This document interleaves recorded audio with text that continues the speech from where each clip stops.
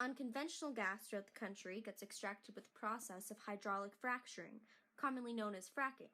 It involves the injection of millions of liters of water and thousands of liters of unidentified chemicals underground in order to extract the natural gas below. The enormous amounts of water necessary for this process is a huge threat to water resources, and it's also been linked to drinking water contamination. So with all this damage that directly affects our country, why are we still fracking? And why is there different pipelines that also damage local water systems, such as the Keystone XL pipeline and the Kinder Morgan pipeline, that are being favored by our governments? The profit gained from the oil and gas industry isn't worth the damage it creates. According to Oliver Brandis, leader of the Water Sustainability Project at the University of Victoria, water, not oil, will define the 21st century. For our generation, this means a lot. Our actions of today will directly affect our lives in the near future when we are leaders. If we, as well as our government, start to take more responsibility and action in how we use and manage this precious resource, ours and our children's future will be secure and fulfilled with the beauty our country's water brings to our day-to-day lives.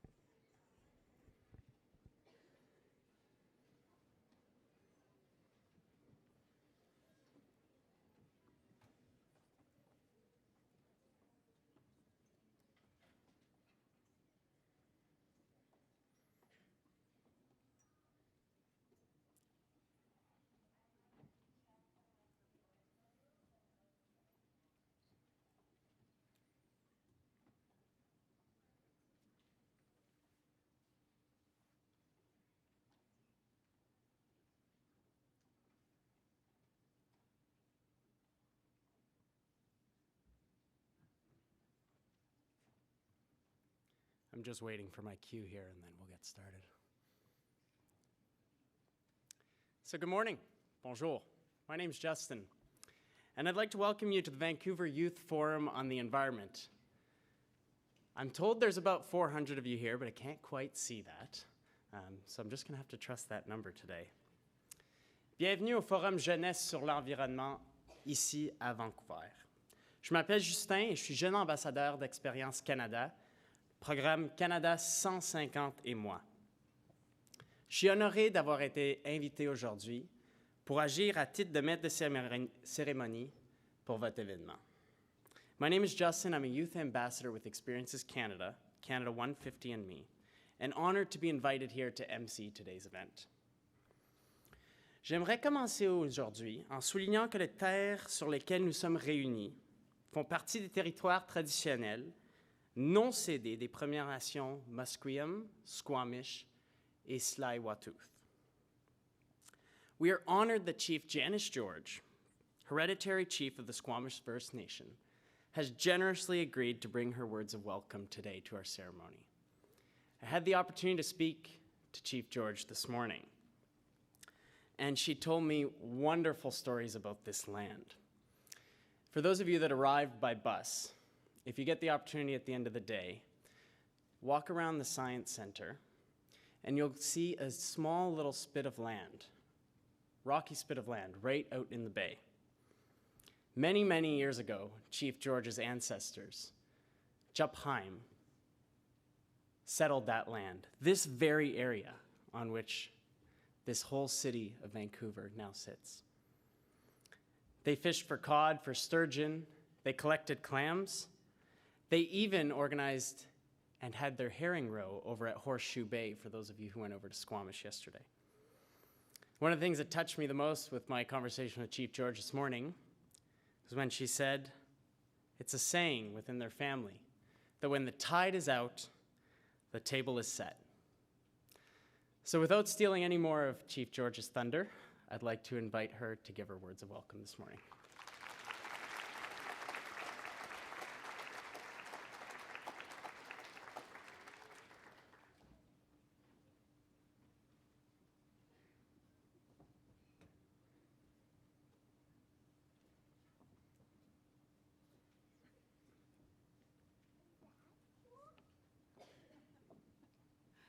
Yes, that was cool.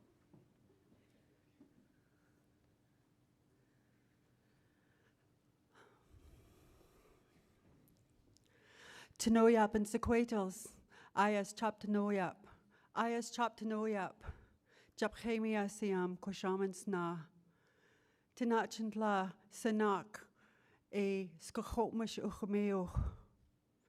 Good morning, everyone. Peace to every one of you this morning. Peace to every one of you. My ancestral name is Japchemia Siam. I'm a hereditary chief from my family, my George family. My elders put me in that position. Really so honored to be here this morning with all of you youth. It makes me so hopeful for the future of our country and of our world, that you are all working for the environment, working for the betterment and retention of our environment. As I was saying earlier, a lot of the places here, we used to gather our food, and that's how we lived. My ancestors settled Sinnock, False Creek area. We did our fishing here. We collected our food. We hunted, and where the huge ferry terminal is in Horseshoe Bay, that's where we set out the cedar branches, and the herring roe would come and lay their eggs on there, which is a delicacy for us to eat. And there were so many of them that the name of it means bubbling water. That's how many fish there were there, that the water would seem to be bubbling, but that was just all of the fish. So it was very plentiful, and that's how we lived. And it would be beautiful if we could retain some of that. And I know that's what you are all working for, and that makes me very hopeful for our future. That's my grandson, Charlie, and my husband, Buddy Joseph, over there with me. They were going to be standing behind me, but Charlie has other intentions. But as I said, I'm very proud to be here, and I just want to ask for a blessing this morning on each and every one of us here, and that have traveled from afar, that you have a safe journey home, back home, and that the ancestors will come and touch everyone and bless all of the conversations that you have, and maybe whisper in your ear some good points to bring up, or some answers for you, that the Creator come and bless each and every one of you in the work that you're doing. Thank you so much for taking care of our land here. It means so much to all of us. And you're way ahead, because a lot of people don't understand right now how much it means to take care of our land. Squamish people, along with all other First Nations, have always taken care of the land and had concerns for the land, because we are close to it. The land feeds us, and we get our spirituality from the land. We honor everything that is on this earth, because it brings us something. Everything on this earth has a job to do, including all of us. So I commend you in the jobs that you're doing, and I thank you. OCM.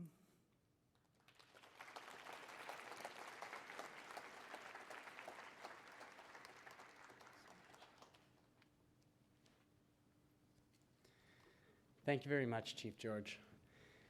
In all her humility, Chief George did not tell you exactly what they're wearing today. Her and her husband, Buddy, began weaving back in 2004 in anticipation for the Vancouver Olympics. And they, along with the hundreds of other people they've taught to weave in the last 13 years, clothed many of the performers at the Vancouver Olympics opening ceremony, showing their culture to the world. So how special is that? And they chose to share that with us today. So thank you again. We really appreciate it.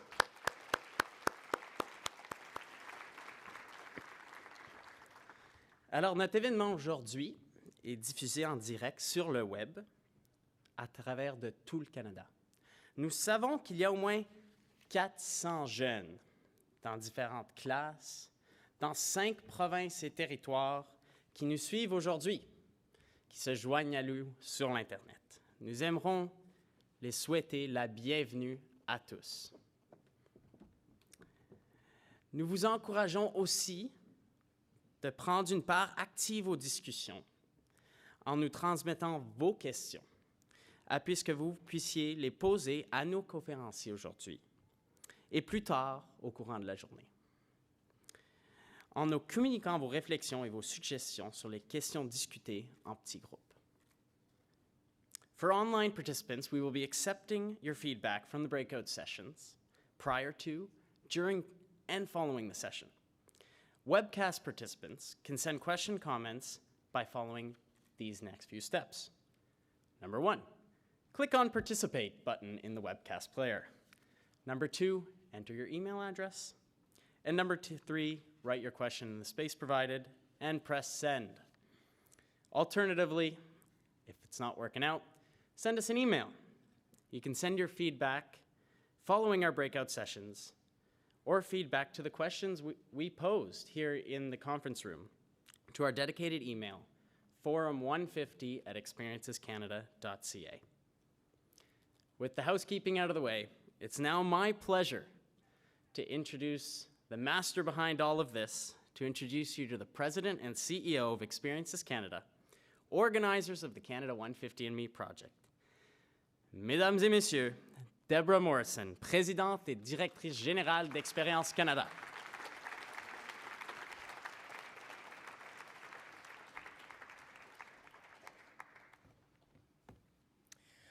Wow, I can't tell you how excited I am to finally see you all here. We've been working on this for quite some time, and to see it come to life today is something truly spectacular. Il y a plusieurs personnes que nous aimerions remercier d'avoir rendu possible ce projet, plus particulièrement Canada 150e et le programme Les Jeunes s'engagent du ministère du Patrimoine canadien. Nous aimerions remercier également nos commanditaires nationaux, le groupe Banque TD, la Great West Life, la Fondation McCain, et WestJet. We also have regional program partners here in the Lower Mainland area that include the City of Surrey, Evergreen, Science World, Vancouver Aquarium, Vancouver Museum, and UBC Museum of Anthropology. We also wish to thank our travel partners Air Canada and Via Rail, and most importantly, our incredible host schools and families from the Surrey School Division, Panorama Ridge, Sullivan Heights, and Fleetwood Park. Le projet Canada 150e a commencé par une idée toute simple. Il y a plus de 5 ans, nous savions que le 150e anniversaire du Canada arrivera à grands pas et tout comme les célébrations du centenaire ont appartenu à une génération. Nous voulions trouver une façon de mettre la jeunesse canadienne actuelle à l'honneur dans le cadre des célébrations à venir. Just as the centennial belonged to one generation, this milestone should belong to you. But a lot has changed since 1967, thanks to the emergence of new technologies and digital communications. Your generation is so much more connected to the rest of the world and much more aware of the issues and challenges affecting our planet. You want to change the world just as much as every generation has prior to you, but you're probably the first one that has the tools and the capacity to do it in a way that none of us ever have. Et pourtant, même si vous explorez ce vaste univers numérique et participez à des communautés et de tous les types imaginables, the truth is, even though you have all of this technology and you've got new networks sprouting around the world, it still remains that a young Canadian, by the time they've reached 18, will probably have traveled to another country before they've even visited the province next door to them. Opportunities for young Canadians to connect with one another seems to be growing fewer and fewer while the rest of the world opens up to you. Canada's 150th is an opportunity to encourage young Canadians to think first about Canada's own challenges and opportunities in that global context. Having that knowledge about the issues that we face right here at home and learning about the national and local organizations that are working to address them is an important step towards stronger, effective global citizenship. And this is the heart of Canada 150&Me. So we asked you to tell us, what are the greatest challenges and opportunities facing Canada for your generation? So far, over 1,200 of you have responded, with more youth adding their voices at every regional forum that we'll present.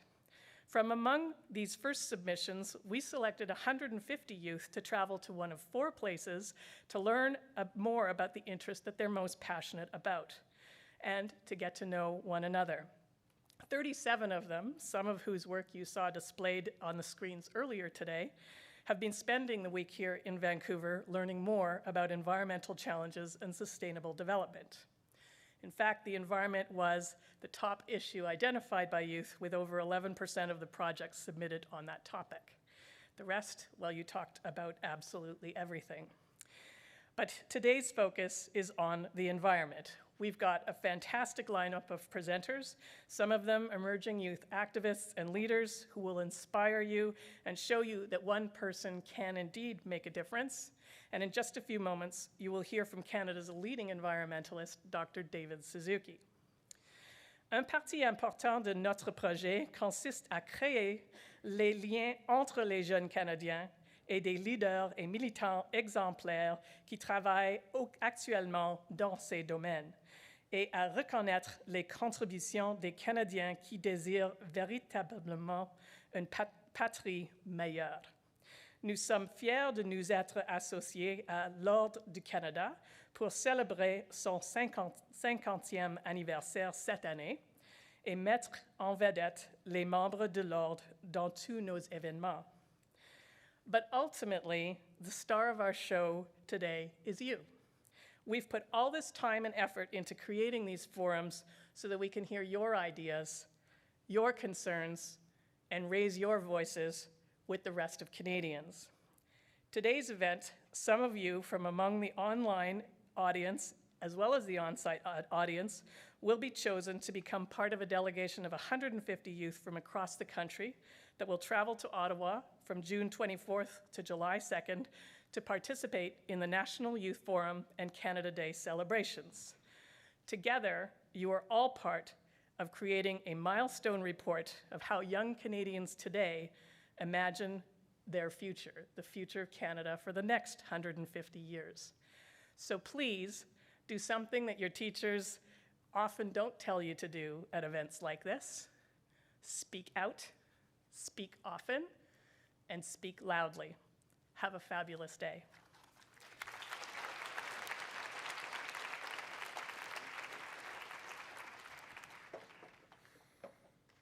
Ah, they're bringing my water. Thanks, guys. Merci, Debra.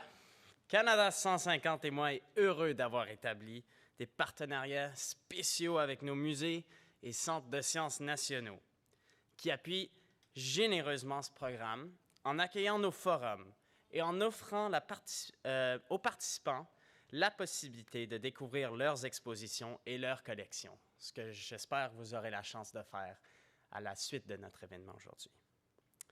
Another brief point of housekeeping, since we have our amazing speakers right on the horizon here, is that you're going to be asking questions, and I hope you have a lot of questions.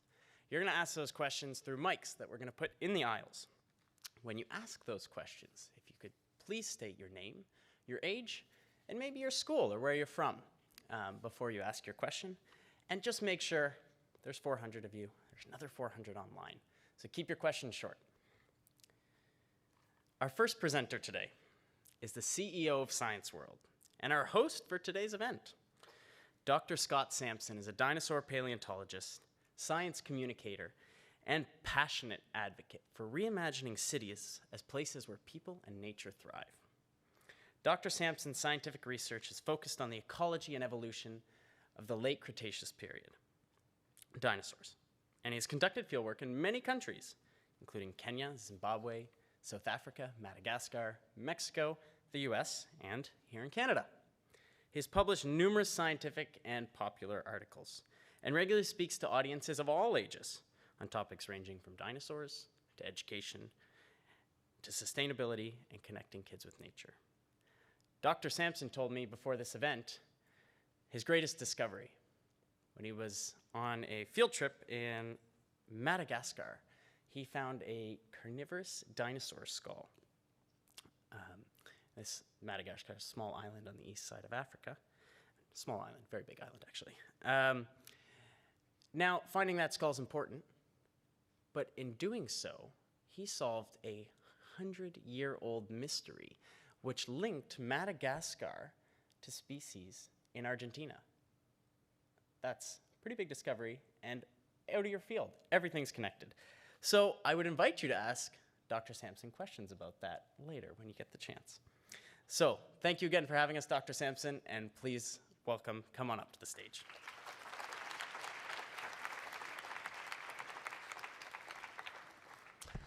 Good morning, everybody, and welcome to Science World, British Columbia. I was born and raised here in Vancouver, and I left shortly after Expo in 1986, and I just returned about 9 months ago to take on the role of CEO here. And we are in the midst of reimagining what Science World should be for the next generation. So those of you who are from the West, who would like to have a voice in who we should be moving forward, what role we should be filling, what should be our purpose, please feel free to let us know. I will tell you that one of the things that we're focused on is a reimagining of education. And there's a movement afoot right now that you may or may not be aware of. The name is called Learning Ecosystems. And right now, when most of you go to school, you learn about things that could be taught in any classroom anywhere in the world, and often is, even with the same books. And yet there's a movement afoot in British Columbia that kind of blows me away, especially coming from the US where I was prior to being here. It's a movement focused on place-based education, on experiential, hands-on learning, on First Nations inclusion in education. And this has ripe potential. There's also real emphasis on personalizing education, which of course is being helped by technology. But teachers can only go so far. And right now, we think of education as equaling classrooms. And that is changing rapidly and dramatically. Particularly with all these new technologies, learning happens all the time. So there's this movement called Learning Ecosystems, which says, what if we could take the assets of all these different learning communities, these learning organizations, K through 12 teachers and higher education and informal learning institutions like this one and after-school programs and summer camps, all of those, and we can amalgamate those into a vibrant ecosystem. And what if we could help youth find the pathway that they are passionate about most and pursue that pathway? And we could let them know about opportunities that might be available, whether it's things in classrooms, after-school programs, internships, scholarships, etc. And what if we could bring those all together within communities and on the web?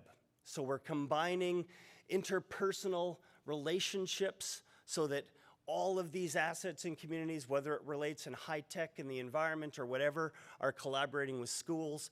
And there is a digital portal to bring it all together so that parents and youth and teachers can find all these opportunities online. That is something we're working on right here to develop Canada's first learning ecosystem, and we're excited about that. We hope to launch this year. So I want to just thank you all for being here today. We are very happy here at Science World to be partnering with Experiences Canada for Canada 150&Me to help educate youth about the environment. There is maybe no other topic about which I am so passionate, but my real role for being here today is to introduce somebody who is one of the most inspirational people in my life, Dr. David Suzuki. And for a lifetime, Dr. Suzuki has helped inspire me as a scientist, as a science communicator. I'm involved in doing science communication in the media, and he helped inspire that. He really has been a guiding light in my life. And so to be able to stand here today and introduce him really is a deep, deep honor for me. I am not going to go through his full bio, because we would be here until tomorrow. But I do want to just hit a few highlights for you. David Suzuki is an award-winning geneticist, environmentalist, broadcaster, and author. He received his PhD in zoology from the University of Chicago in 1961, and he's been on the faculty here at the University of British Columbia since 1963, most recently as a professor emeritus. Dr. Suzuki has been in the media spotlight for over 3 decades, far longer than most of you have been alive, in particular through radio and television programs that present the complexities of the natural sciences in ways that are both comprehensible and compelling. In radio, he developed the famous, long-running, and highly popular Quirks and Quarks for CBC Radio, and he hosted that program for 4 years. He has since presented 2 influential documentary CBC radio series on the environment, It's a Matter of Survival and From Naked Ape to Superspecies. His national television career began with the CBC back in 1971 when he wrote and hosted Suzuki on Science. From 74 to 79, he served as host of Science magazine, and in 1979, he became the host of the award-winning series, The Nature of Things. In all of his copious spare time, Dr. Suzuki has written 52 books, including 19 for children, and I can say that many of those books adorn my bookshelves. From this voluminous and diverse body of work, Dr. Suzuki has received worldwide acclaim. He's been awarded 4 Gemini Awards for hosting different Canadian television series. His 8-part TV series, A Planet for the Taking, was formally recognized by the United Nations. In 2002, he received the John Draney Award, recognizing his long-standing contributions to Canadian broadcasting. Dr. Suzuki has also received numerous academic awards and holds a total of 25 honorary degrees in Canada, the US, and Australia. He was elected to the Royal Society of Canada and is a companion of the Order of Canada. He was also recognized as a world leader in sustainable ecology, receiving UNESCO's Kalinga Prize for Science, the United Nations Environment Program Medal, and UNEP's Global 500 Award. In 2009, he became a recipient of the Right Livelihood Award, which many consider to be the alternative Nobel Prize. Last, and far from least, he is, of course, co-founder of the David Suzuki Foundation, based here in British Columbia.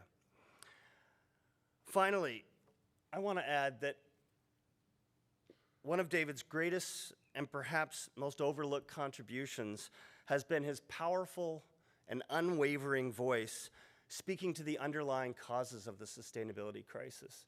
And this is one of the things that's inspired me so much. He has made it clear that this crisis is not a crisis of technology, it's a crisis of mind. It's a way we think about the world. That right now we think of ourselves primarily in this culture as outside and above nature, in control of nature. But if we listen to First Nations culture, and had the pleasure of speaking with Chief George before this event about this, it's completely backwards to that. They see themselves as fully embedded in the natural world, as co-creating the world with nature. In fact, to my knowledge, I've been told this and I haven't checked it, but to my knowledge, in First Nations languages, there is no word for nature separate from humans, because they see themselves as fully embedded within the natural world.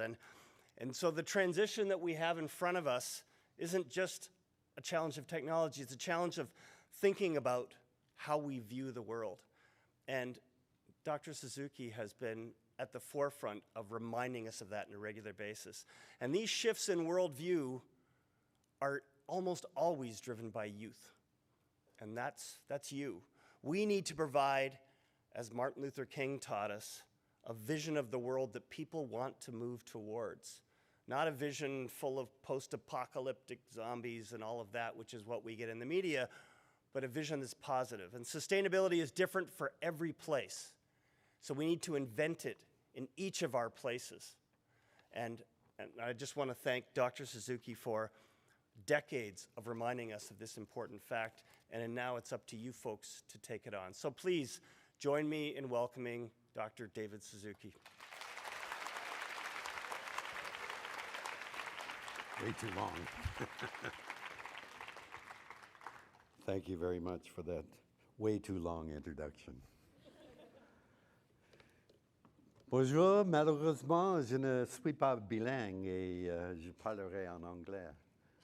Excusez-moi. Let me begin by acknowledging that we are gathered here on unceded traditional territory of the Coast Salish people, the Squamish, the Musqueam, and the Tsleil-Waututh.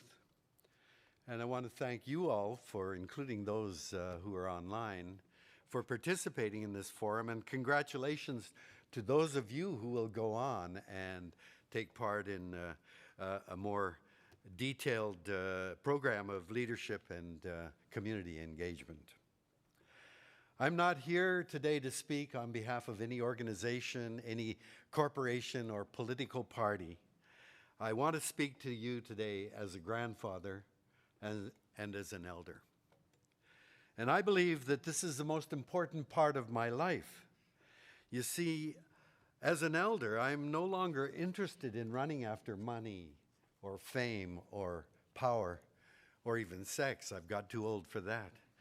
I'm really worried primarily now about my grandchildren. I believe this is the most important part of my life because elders have something no other group in society has.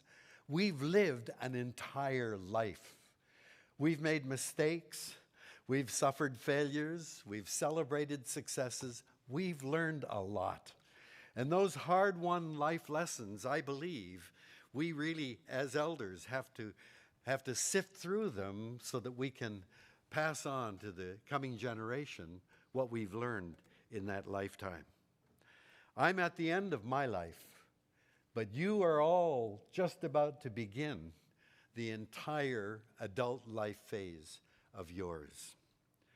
You are part of the celebration of the 150th anniversary of modern Canada, a moment I believe that's important because it's a time to pause and ask, how did we get here and where are we going?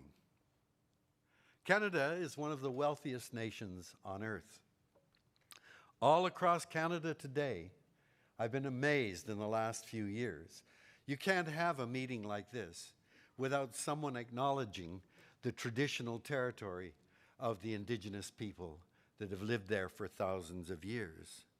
So why is it that the people whose territory we now recognize and acknowledge are the poorest people in this country? Doesn't make any sense to me.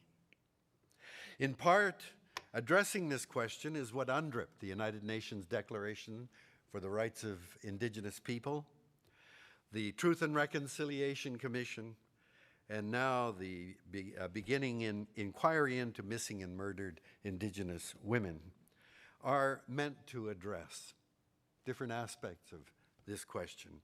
But I believe that Indigenous people have something that the rest of us desperately needs at this time. And as Scott mentioned, it's a way of seeing the world and our place within it. Modern Canada's history begins 10 to 15,000 years ago. Before that, the entire country was embedded in a massive sheet of ice, 1 to 2 kilometers deep. Canada didn't exist as a place where human beings could live. As the ice receded, first plants then began to come in, followed by animals, and as forests grew up, then humans came to take advantage of these new ecosystems. And those newcomers came to a place they didn't know anything about.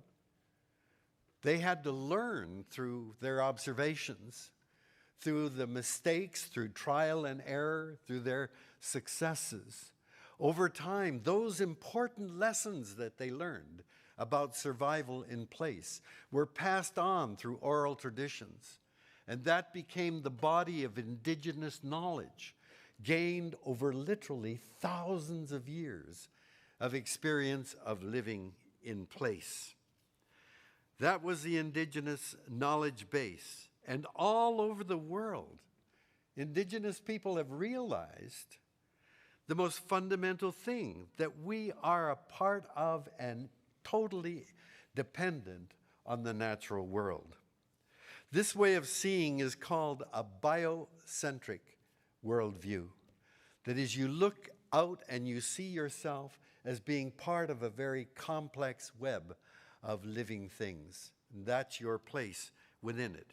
In such a worldview, people are constantly thanking their Creator for nature's abundance and generosity.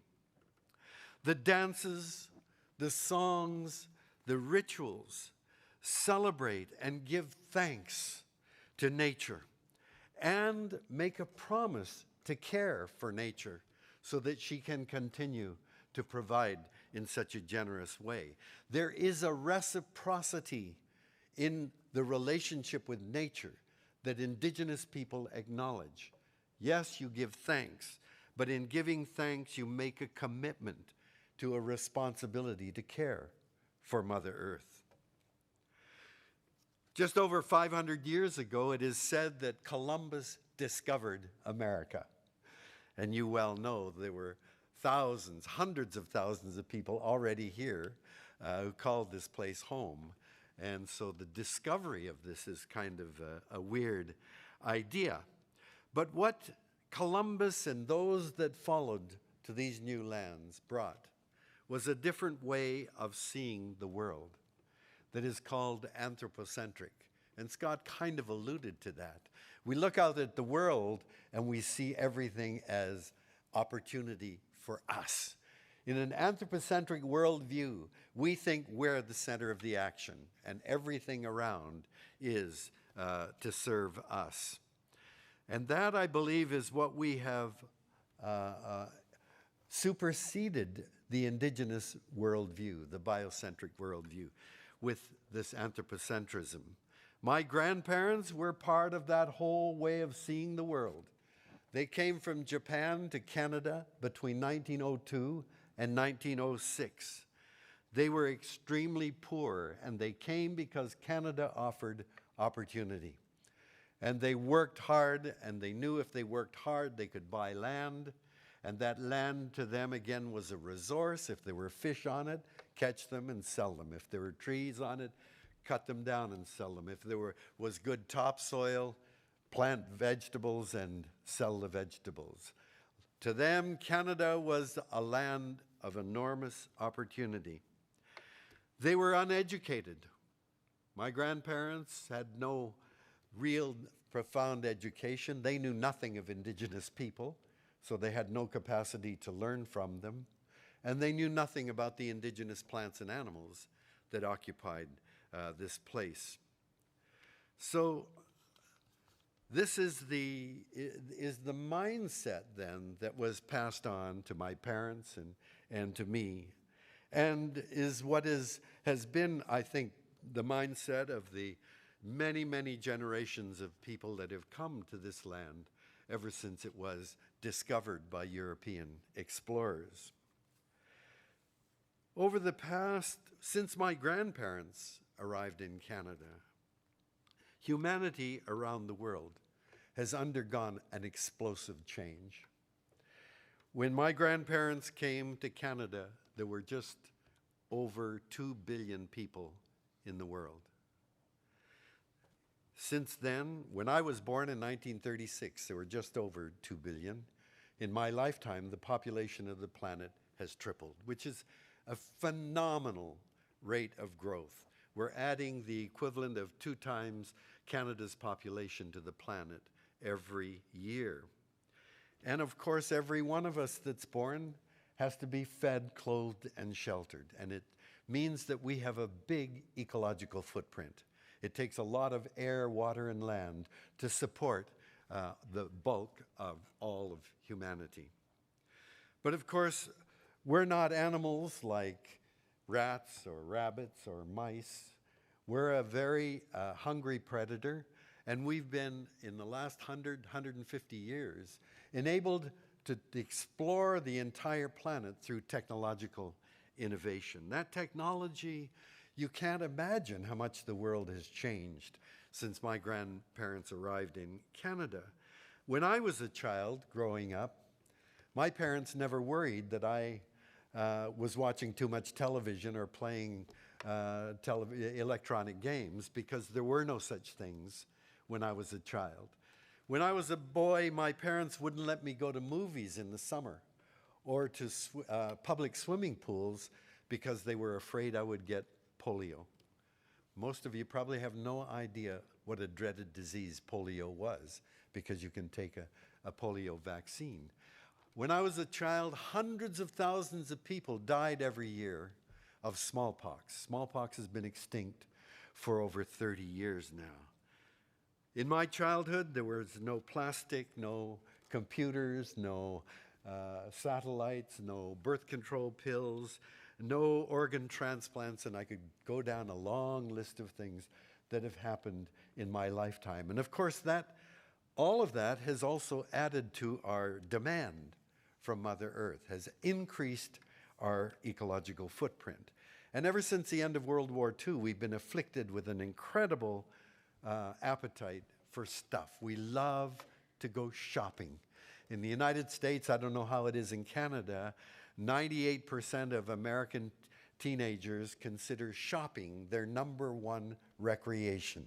So you get your exercise and you go out and buy stuff. And all of the stuff that we buy comes out of Mother Earth. And when we're finished with it, goes back into Mother Earth and amplifies our ecological footprint. And what's driving us now on this tremendous consumption of the planet is a global economy that sees all people on Earth as a possible customers for the stuff produced by the economy, and the entire planet as a source of raw materials. So when you add that all together, our numbers, our consumption, our technology, and our global economy, we have become a force as has never existed in the 3.9 billion years that life has occupied this planet. We have become a major force, and that is why scientists refer to this now as the Anthropocene epoch, a period in geological history when human beings have become the major factor shaping the biological, physical, and chemical properties of the planet. We are the dominant force. Not long ago, we used to say earthquakes, hurricanes, floods, drought, and mega fires were acts of God or forces of nature or natural disasters. But they are no longer natural, and they're no longer just acts of God. We've taken our place as a major factor behind all of these events. The problem is that we've become so powerful, but we don't know enough to be able to manage the impact of the way that we're living on the planet in a way that is truly sustainable. I can just use some simple examples. When it was found by Paul Mueller that DDT kills insects, wow, everybody thought that was a great idea. He won a Nobel Prize for that in 1948. And it was only years later, as bird watchers began to notice that birds were disappearing, especially eagles in the United States. And scientists tracked it down and discovered something we didn't even know about called biomagnification. You spray at low concentrations to kill insects, but that DDT moves through fields into streams and lakes and rivers, and you end up amplifying the DDT as it's consumed and stored by microorganisms, eaten by bigger organisms, until you get to the shell glands of birds and the breasts of women, and you've concentrated DDT hundreds of thousands of times. So you see, here's where we thought the technology was wonderful, use it to kill insects, and discover that we are a part of that web of life, and the molecules biomagnify up the food chain. When atomic bombs were dropped on Japan in 1945, we didn't know there was a thing called radioactive fallout. That was discovered years later in bomb tests over Bikini. When CFCs began to be used in spray cans, and CFCs are great because they're big molecules and they're very stable. They don't react with anything. And so you can stuff them into cans with perfume or whatever, and it doesn't react with the contents of the can. It was only years later that we discovered CFCs released in large quantities, float up in the atmosphere. Ultraviolet light from the sun breaks chlorine-free radicals off the CFCs, and chlorine scavenges ozone. So over and over again, we think we're so smart that we develop new ideas, new technologies, but when we apply them on a large scale, we find that we don't know enough to anticipate all of the consequences. And now we're releasing genetically modified organisms into the wild. We're talking about intelligent machines. We're talking about nanotechnology.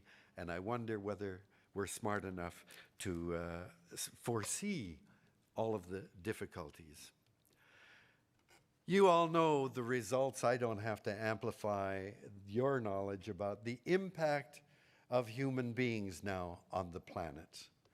And the one that I'd just like to mention is we have altered the chemistry of the atmosphere itself. We've changed the carbon content of the atmosphere beyond anything that's been seen for millions of years. And that, of course, is the carbon that's in the atmosphere acts as a greenhouse gas and traps heat on the planet. And we know the consequences now, the warming oceans, the melting ice caps in Greenland and Antarctica, the disappearing glaciers, and disruption of the whole water cycle around the planet. You know, as the atmosphere warms, it can hold more moisture. Right now, I think it's got 7% more moisture in the air than it did before we put so much carbon into the atmosphere. So that means when it dumps, it really dumps. And we in Vancouver know how much it can rain now, being right here on the coast. The chemistry of the atmosphere interacts with the chemistry of the oceans. So at the interface between the air and the water, carbon dioxide from the atmosphere dissolves as carbonic acid. So the pH of the oceans is changing. And life in the oceans has evolved at the level of pH that's been there for thousands of years. So undergoing a rapid change in pH is having a fundamental impact on the life forms that dwell in the oceans. On land, of course, the warming atmosphere has had an enormous effect on, again, the water cycle. California has had a drought now for 7 years. I think they've had extreme rain now. Australia has had prolonged droughts. We know the water cycle is being upset by human activity, but also by a warming atmosphere. And we're seeing greater forest fires And in British Columbia, we've had the outbreak of a parasite that's about the size of a grain of rice, the mountain pine beetle, that has been here for thousands of years, but has been kept under control by humidity and very cold winters. But now the winters aren't cold enough, and we've had an explosion of mountain pine beetles that have destroyed the pine forests of British Columbia and have flown over into the boreal forest now on the other side of the Rockies. We know what the problem is in terms of the carbon addition to the atmosphere. We're generating more greenhouse gases. That's carbon dioxide, methane, and water vapor that then the biosphere can reabsorb. So we're accumulating then greenhouse gases in the atmosphere. That's the basis of climate change that's going on. So when you look at it that way, the solution is very obvious. Stop putting out so much carbon into the atmosphere. We've got to get off our source of carbon, primarily through burning of fossil fuels, but also the best mechanism we have to reabsorb greenhouse gases are forests. So stop cutting down old growth forests and start replanting the planet, putting back the best carbon remover that we have. And I love the idea then of a reforested Canada, where we've gone back to allowing nature to balance our carbon output. How do we restore the earth? We heard from Chief Leonard that her people used to harvest fish and live off the oceans right here, right downtown where Vancouver is today. How do we get back to that time? The problems I believe that you face, that you're going to live with, are far bigger than just changing light bulbs to LEDs and taking the bus more often or buying an electric car. These things all have to be done, of course, but we have some major problems that we confront, and I think the biggest issue that we have are corporations. Corporations now have become so big that the biggest corporations are bigger than the vast majority of countries in the world in terms of their economies. The corporation is driven by one goal. It's got one reason for existing, and that is to make profit, to make money. They may do things that we love, produce your clothing, your food, all of that stuff, but a corporation's job is to make money. Make money, the faster and the more we make, the better. And in the drive to make money, then our future, the state of the planet, doesn't come into that, and I'm going to explain that in a minute. We know now that the tobacco industry knew for years that smoking kills. And yet for decades, the tobacco industry had a program of denying the science, saying that the evidence wasn't in, and creating confusion among the general public. That tactic is being used right now by the fossil fuel industry. And we now know that Exxon, for example, the largest fossil fuel company, has known for decades, because its own scientists said burning fossil fuels is creating climate change. And for decades, Exxon and other major fossil fuel industries have pumped hundreds of millions of dollars into websites, into phony baloney organizations to say this is junk science, that this is a natural warming trend right now, that it's not got anything to do with human activity. Corporations have to be reined in, and that we depend on government to do. We elect governments to deal with these big issues on our behalf. And the problem with politics is that when a politician is elected, their first highest priority becomes getting reelected. That's their fundamental drive then. And that means to focus on things that will pay off before the next election, that they can appeal to the electorate and say, look at what we've done, re-elect me. Kids don't vote. Future generations don't even exist. They're not on the political agenda. Not because politicians are stupid or evil. It's just that in the political game, if you don't vote, you're not of interest because politicians have to get reelected. So I look at Mr. Trudeau, our Prime Minister. Thank God he's in. We went through very tough times under the Harper government.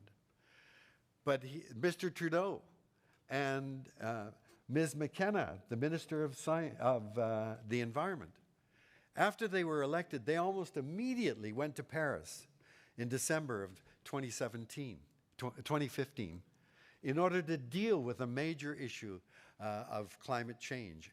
And they led the drive to impose a target to keep our emissions from rising, to raise temperature of the planet above 2 degrees. But Canada said we'd prefer it to be closer to 1.5.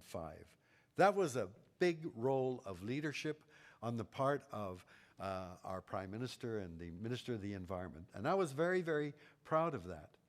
They both have young children. Now they know then, by the commitment to that hard target, they know we're in a very serious situation. The temperature of the planet is already more than 1 degree warmer. If you want to achieve a limit to 1.5, we've already used up 2/3 of that space that we've got. And yet, they are now playing politics. They have made a commitment in Paris, 1.5, and yet they're approving more pipelines. They're approving the dam at Site C to flood land that should be raising food. They are talking about expanding coal ports. The government is now in a political game looking to the next election. So I believe that your parents have to become eco-warriors on your behalf. First of all, if your parents say, oh, climate change isn't happening, you've got a challenge. Educate mom and dad so that they understand this isn't an issue that's controversial. The scientific community is overwhelmingly concerned about this issue. The evidence is in. And there are all kinds of opportunities if we embrace the challenge of reducing carbon emissions. They have to become the people that say to politicians, what are you doing about my child's future? And you, I think, have to get involved in the political process. You may not be able to vote, but you've got every right to go to all candidates' meetings. If you encounter a politician, tell him or her what your concerns are and get them aware that the young people of this country are very, very concerned about the kind of future you will inherit when you become adults. So that's a challenge and both an opportunity, I think, to get politicians to start acting on your behalf and not just about the next election. I'd like to end my discussion with 2 stories. About 4 years ago, I got a phone call from the CEO of one of the largest companies in the tar sands of Alberta. And I'm sure you're aware that we've had big battles over the tar sands. And he said, I've been told I could talk to you, and I would like to have a conversation with you. I said, great. I'm not into fighting. I'd be happy to talk to you. The next day, he showed up at my door. And I said, thank you for coming. I'm honored. I'm thrilled that you've come here. And I'm happy to talk to you. But before you come into my office, please do me one favor. I want you to leave your identity as a CEO of an oil company outside. I want to meet you as one human being to another human being. Because I said, quite frankly, Mr. CEO, I don't see the point of discussing or negotiating our energy policy or whatever it is you want to discuss, before we both fundamentally agree on what our basic premise is in the way that we live. What's the point of having all these conversations if we're not starting with a platform of agreement on what society and life is all about? He wasn't very happy about that. He'd come to negotiate as the CEO of an oil company, but to his credit, he came in, reluctantly, but he came in. So I took him to my office and I said, look, thank you for doing that. I know that this is not what you expected. So let me explain what I'm trying to base as our foundation of our discussion. I said, look, we live in a world that is shaped by laws of nature. And there's nothing we can do. We can't change those laws of nature. I said, physics. Physics tells us that you can't build a rocket that will go faster than the speed of light. And we accept that. You know, physics shapes and constrains the world we live in. We know the law of gravity says if I trip on a rock, I'm going to fall and hit my face. That's gravity. We know the first and second laws of thermodynamics tell us we can't build a perpetual motion machine. That's not on. So that's physics. And it dictates the world that we live in, and we live with that. In chemistry, it's the same. The properties of the elements, the atomic properties of the elements, the melting points, the freezing points. These are the diffusion constants and reaction rates. These are all dictated by laws of chemistry. And they tell us what reactions we can or cannot perform in a test tube, and we live with that. We know that there are limits to the kinds of molecules we can synthesize then. And in biology, it's the same.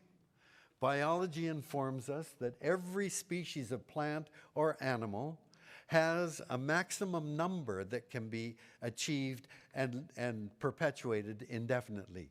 And that number is dictated by the carrying capacity of an ecosystem or a habitat. Okay, so you exceed that number and your population will crash. Well, human beings don't live within a single ecosystem or habitat. We're intelligent, we can adapt ourselves to many different environments, but still, as a species, we occupy the biosphere, the zone of air, water, and land where all life exists. And the biosphere is finite, it can't grow, and there is a maximum number of human beings that can be maintained. Of course, that number is dictated by two things. One is the number of humans and the amount per capita that we consume. You take that all together and you can calculate how much the Earth can sustain indefinitely. We're far beyond the carrying capacity of planet Earth if we want to live the way we live in Canada, if all humans want to live the way we live in Canada. So that's dictated by biology and the carrying capacity of the biosphere. Biology also tells us we're animals. And I remember in the 1990s, I went to Austin, Texas, and gave a lecture. There were a lot of children in the audience. I said, now kids, if you remember one thing from my lecture, remember we are animals. My God, did the parents get pissed off at me? Don't you call my daughter an animal? We're human beings. And I said, madam, if your daughter isn't an animal, is she a plant? Because biology tells us we are mammals. And I said to the CEO of this oil company, I said, as an animal, Mr. CEO, what is the most important thing every human being on Earth needs? Now, any one of you would tell me instantly, but he went, and I thought, he's thinking jobs, money. I said, Mr. CEO, if you don't have air for 3 minutes, you're dead. If you have to breathe polluted air all the time, you're sick. So would you not agree with me that the highest priority we all have to protect is clean air? And then I said, Mr. CEO, you and I, we're 60 to 70% water by weight. We're just a big blob of water with enough thickener added, we don't dribble away on the floor. But you know, the water, our bodies leak water. It comes out of our skin and our mouth and our eyes and our crotch, and we lose water all the time. And so we have to top up. I said, if you don't have water for 4 to 6 days, you're dead. If you have to drink contaminated water, you're sick. So can we put clean water along with clean air as a fundamental need of all human beings? And then I said, we can do a lot longer without food, but you and I, 4 to 6 weeks without food, we die. And most of that food that we consume will have been grown in the soil. So if we have to eat contaminated food, we're sick. So would you not agree with me that clean food and soil join the list of clean water and clean air as a fundamental need?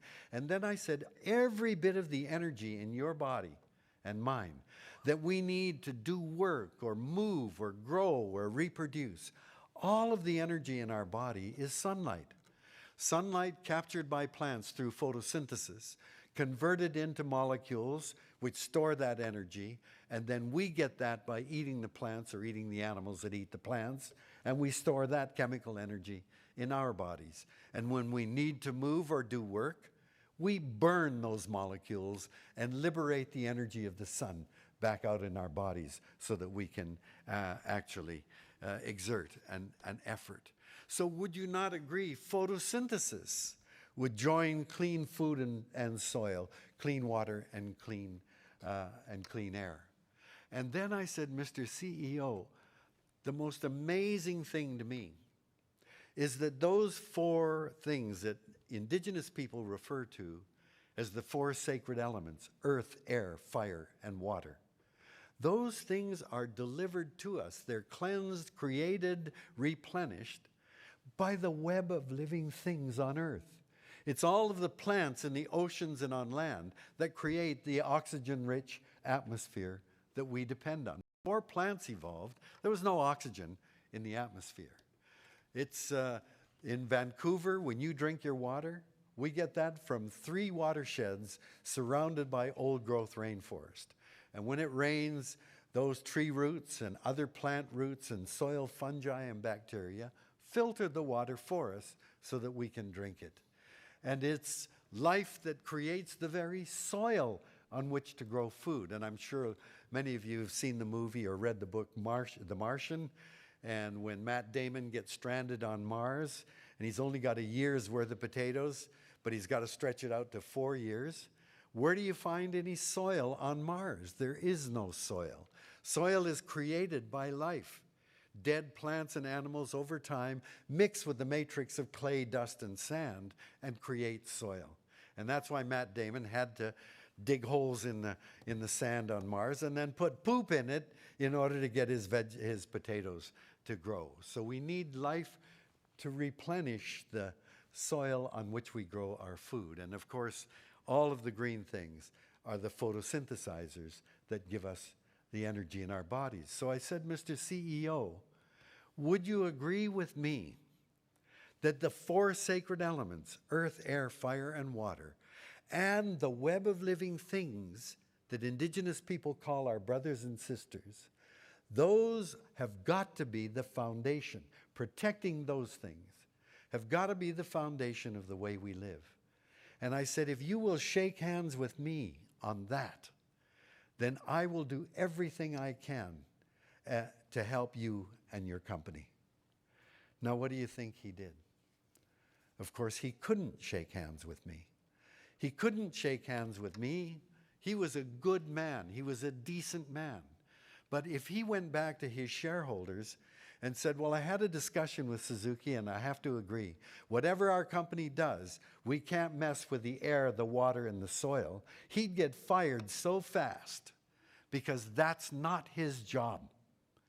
You see, and this is the fundamental problem we have, that this economic system we've created isn't connected to, can't understand these fundamental things that keep us alive. And so this is a challenge that we face. My other story that I'd like to end with is in the 1990s. Some of you may be old enough, no, you're probably not. to remember that Hong Kong was going to revert to China. And there were many people in Hong Kong that were worried about what that would mean politically. And so they began to take their money and invest in other places. I've lived in the same house now in Kitsilano for over 40 years. And it's a wonder. I live right on the ocean. And I got a letter in the mail that said, offshore money is pouring into Vancouver. Now is the time for you to sell your house and buy up. I'd never heard the expression buying up. I didn't know you start with a starter house and then you get a bigger house and a bigger house. I thought you bought a house to make it your home. So I was annoyed by this attempt to get me to sell my home. So I said, okay, if I was going to put a value on this place where I've now lived, what would I put down as the most valuable thing? And I made a list. When my mother and father-in-law retired, this is my wife's parents, I invited them to come and live with us. And for 35 years then, they lived with us. They lived with us until they both died. And my children have known all their lives, Grandma and Granddad upstairs. And that's precious to me, and I put that down. We have a clematis plant that grows along our fence near the ocean. And when my mother died, I put my mother's ashes on that clematis plant. And then my niece, Janice, died prematurely, and I put her ashes on. And every year, when that clematis plant blooms, I feel that my mother and my niece are there. And I put that down. My dad was a wonderful carpenter, and he made kitchen cabinets. When Tara and I were first married, he built a kitchen cabinet for our rented apartment. And when I bought this house, I tore the kitchen cabinet out and installed it in our house. It looks like hell. It doesn't belong. But every time I open the doors to the cabinets, I think of my father, and I put that down. My best friend came out from Toronto, spent a week with me, and I was building a fence along the waterside. He spent a long time carving a handle for the gate, and I put that handle on, and now Jim is dead, but every time I open the gate, I think of my best friend, and I put that down.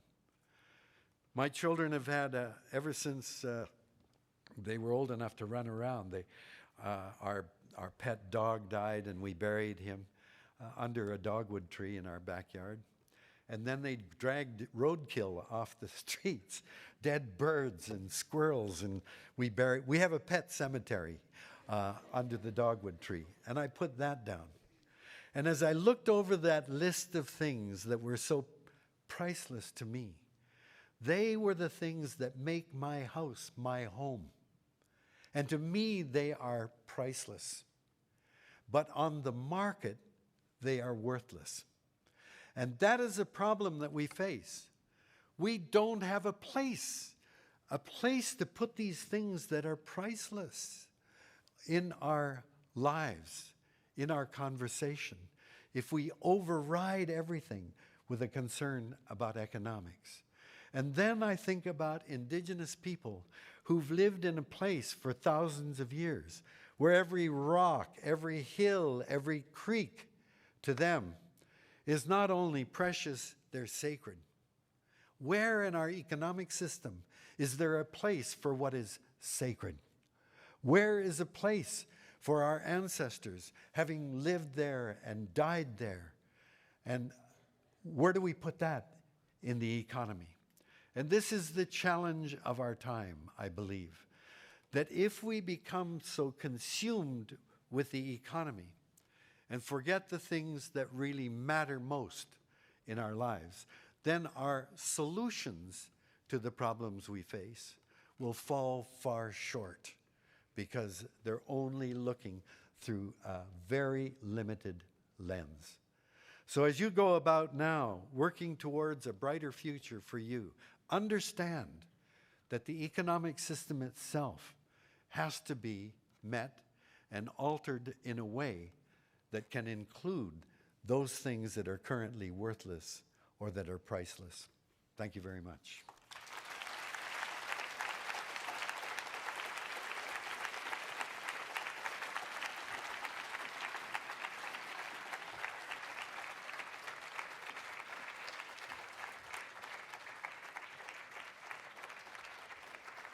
Thank you. Thank you so much. We promised that you'd have an opportunity to ask some questions, so even though we're running close to 11, we're going to still allow about 10, 15 minutes. That's my fault, not your fault, not mine. 10 to 15 minutes of questions. We also invite everybody that's watching online to send in their questions. We're going to start here in the audience, take a couple of questions from here, and then I'm going to ask for Justin's help to just sort of monitor the online so we can make sure that those questions are integrated too. And Dr. Suzuki has told me he's perfectly capable of handling the questions, but at the moment I'm just looking for our two microphones and can't see them. There we are. So there's one there and one here. I would ask students to please come down to the microphone. It's going to be easier. More of you will have an opportunity to ask a question. So if you could please make your way to the mics. And David. So I'll go from here to Yep. here to online and Yep. then just repeat great. that cycle. Okay. So is there a question over here? Can we get the lights up a bit?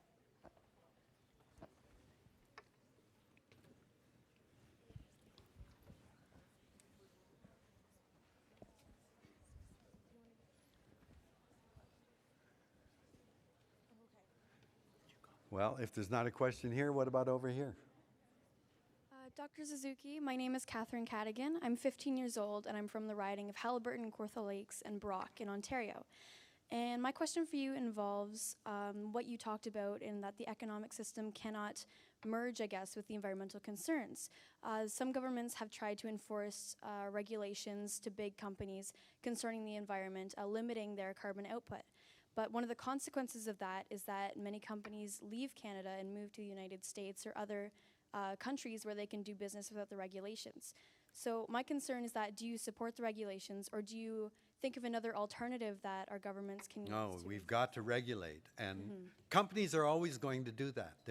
Whenever you bring in, the whole thrust in the American political scene has been a corporate agenda, get government off our backs, lower taxes, and get rid of regulations. And that's what Trump is now doing big time, and that certainly was the thrust of the Harper years. So it's basically governments running on a corporate agenda. And we've always used, one of the simplest things the economists tell us is if you want to reduce fossil fuel use, you've got to put a price on carbon. So you don't use the atmosphere as free and just emit whatever you want. Put a price on carbon. So British Columbia, through a miracle, we had a conservative government. Well, he was a liberal, but they're conservatives. Gordon Campbell imposed a carbon tax, and I take my hat off to him. But everybody's going, oh God, $10 a ton. That's so. Sweden in 1991 imposed a $130 a ton tax. 1991. And in 2006, they raised it to $160 a ton. During that time, from 1991 to 2006, the Swedish economy grew by 40%. And yet Harper and all these right-wing conservatives will say, no, you put a tax on, that'll destroy the economy. It's just not true. But we've got to rein in the corporate agenda. And if a company can't exist here, tough. If a company's going to go out of existence because it's doing bad things and can't afford to go the other way, my attitude is tough. That's the way it is. But we've got to rein in the corporate agenda. Now, having said that, huge opportunities come up. If we say we're going to put a price on carbon, get off fossil fuels, then what are the alternative energy sources? And there, the opportunities are huge. If you fly over a forest and look down, you see every green thing is doing this. They're all saying, give it to me. It's this free energy coming from the sun. You fly over a city, what do you see? Flat, huge roofs of warehouses, houses. You see concrete sidewalks and paved roads. Those could all be opportunities to absorb sunlight. We just got to be clever to do it. France now is building 1,000 kilometers of highway that are made of solar panels. Why can't we do that? Why can't we wear clothing that will absorb sunlight? I've got a backpack that's got a solar panel on it. When I'm outside, it recharges my computer and my cell phone. So there's huge opportunity. Sorry, that was too long an answer. Thank you for your time. Hello, I'm Eva Cowley from Maple Ridge, BC, and my question for you is, we have a grouping of around like 800 youths here who are interested in the environment and in the changes we need to make in order to survive in this world. But how do we extend this interest and passion that we have to other youths whose interests don't go further than like Instagram and Starbucks? Well, that's the challenge. You know, I understand that you're connected in a way that we never were only 20 or 30 years ago. We just didn't have the resources available. And one of the big groups I'm very fond of is Avaz. Avaz can go out and it gives you lots of information, and you can submit your support for stopping animal mutilation or whatever, all kinds of issues, and I do this regularly. But what does it mean to just go, oh, and push a button? Is that it? Like, we need more involvement than just pushing a button. We need to get actively involved. And if, in fact, it's still a big sell in high schools, then it seems to me there's the challenge for all of you that are concerned about the environment. Educate your peer group. That's a major challenge. And you know, I don't know what the gender breakdown is for the group here. My bet is it's overwhelmingly girls rather than boys.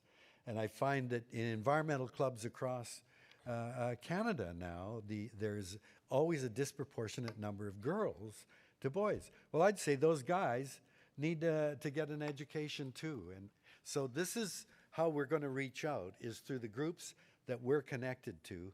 And there's a big education going on. I worry tremendously because we are not 85% of us live in big cities. And whenever I see someone with earbuds in here, I know what that's telling me. Bugger off. I'm not interested in talking to you. Like, I'm in my own zone, right? And so you're not aware, in a city, you're not aware of what's going on. And everybody thinks virtual reality, man, these glasses are fantastic. And I've seen some of those videos. The problem is that that world, which is better than the real world.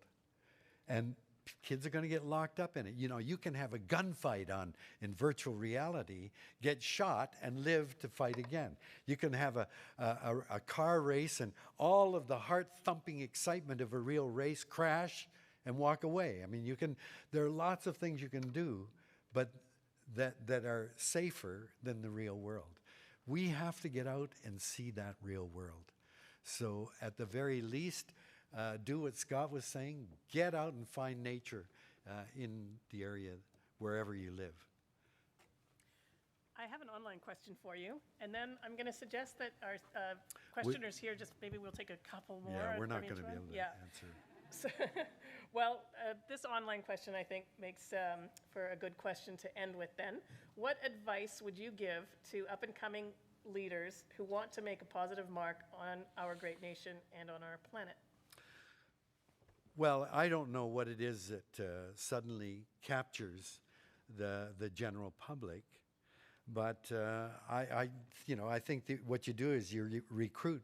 Your parents have to be the biggest supporters of what you do. Whenever I see young people having an impact, you know that they don't do it just on their own. It's being supported in some way. My daughter, Severn, when she was 10, we were in the Amazon, and she got very upset about the burning of the fire and that we saw as we flew out of the forest. And she started a club called ECHO, Environmental Children's Organization, when she was 10. There were a group of about 6 or 7 girls from grade 5, I think. And anyway, she ultimately raised the money to take 5 children and 3 adults. It was $26,000. When she was 12, to go to the Earth Summit in Rio in 1992. I hope I'm amazed on YouTube. There are dozens of submissions of her speech at Rio that had a real impact. She was very lucky. She's charismatic. She wrote her speech in a way that really captured people's imagination. But I don't know how you duplicate that. Craig Kielburger, who started, I guess, Save Our Children, and now it's the We group that, he started as a 12-year-old, and he just had the charisma and the understanding. You got to just, if you believe in it, you just dig in, get the support of your parents, and then spread it through your peer group. You've got to generate them to get a body of people to have an impact. Adults will listen to you, but you got to be aggressive and go in and hustle that time and make adults give you time and attention. Okay, so my name is Rishi Dillon. I'm 17 years old and I'm from Panorama Ridge Secondary in Surrey, BC. And my question was to you that you spoke very briefly about the population increase, not only in Canada, but in the world as well. Furthermore, within that, you also talked about sustaining forests. Now, my question to you is, how do you prefer that we go by that? Because don't you believe that, especially in countries like Japan, in Tokyo, where there are about 3,000 people per square kilometer, and in 2050, there should be about 9.7 billion people in the world. In addition to that, Canada is also looking towards creating more jobs. Now, taking out the foresting industry, don't you believe that will affect the Canadian community? Of course, there are huge impacts. As you know, we've been fighting the forest industry, not because, for many, many years, not because we're against logging, but because it's being done in a totally unsustainable way. And so, you cite Japan. Japan is one of the big predators of forests in other countries. If you look at Japan itself, yes, they've got big cities. Tokyo is 35 million people in the city of Tokyo. But amazingly, 70% of the islands are forested. They've taken care of their forests, and they're pillaging other people's forests. And I think, we've got to take care of our own forests. We've got to reforest Canada, and that should lead to jobs. For young people, there's a very exciting program started in Australia called the Rangers, and this is where Aboriginal youth are being paid now to go out with their elders and basically act as conservation officers of their land. And this has just had a huge impact on the Indigenous youth, given them, a sense of identity and connection to the land. Now it's being duplicated here in Canada, which is called the Guardian program, to take young people and get them to learn and go out and be guardians. I think the people that live in the boreal forest in Canada, for example, this is the largest pristine or untouched forest on the planet, is a boreal forest. The people that live there should be the guardians, and they should be able to get jobs and money protecting the forests, because those are our carbon sinks. But it means that we're not going to be able to log the way we have in the past. Dr. Suzuki, I think that's all the time we have for questions, unfortunately. So if we could give Dr. Suzuki a big round of applause to thank him so much for coming today. Dr. Suzuki, I'll just have you go.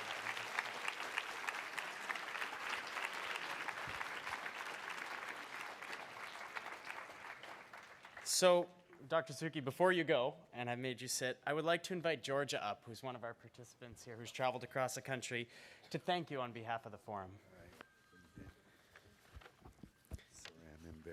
Merci, Georgia, et merci à tous pour les questions que vous avez posées aujourd'hui. On aura certainement l'opportunité d'en discuter beaucoup plus cet après-midi. Nous allons maintenant prendre une pause sur la diffusion en direct en web. Nous reviendrons à 1 heure l'heure du Pacifique, 4 heures l'heure de l'Est, afin que les jeunes ici à Vancouver puissent travailler en groupe afin d'échanger leurs idées. Les questions dont vous allez discuter durant les ateliers seront affichées sur la plateforme de diffusion en direct dans quelques minutes pour ceux d'entre vous qui sont d'autre part au pays. Those of you here in the room with me today, Breakout groups. We have 10 different breakout groups, so at this time I'd ask my fellow youth ambassadors to come up to the front of the room with their numbers.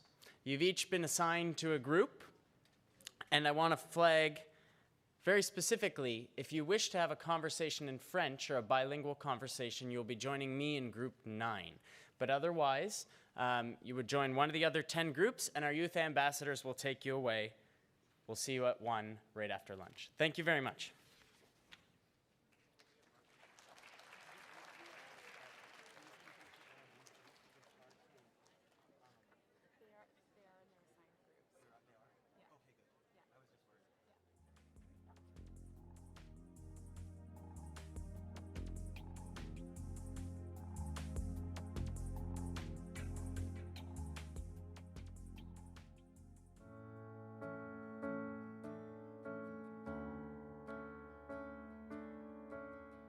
In 5 years,